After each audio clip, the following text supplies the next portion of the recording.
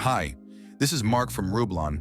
I'm going to show you how you can protect remote desktop web client logins with easy-to-use Rublon Multi-Factor Authentication using YubiKey OTP. In this authentication method, you can use a physical YubiKey security key that automatically enters a one-time OTP code when touched.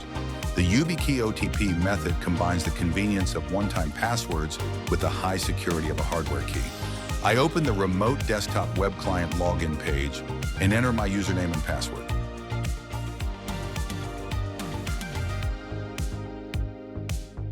Now Rublon prompts me to authenticate using YubiKey OTP. I insert the key into the computer's USB port and touch the key to confirm the login. And I'm logged into the remote desktop web client. Rublon supports a variety of other authentication methods, including mobile push, SMS link, phone call, email, as well as TOTP codes.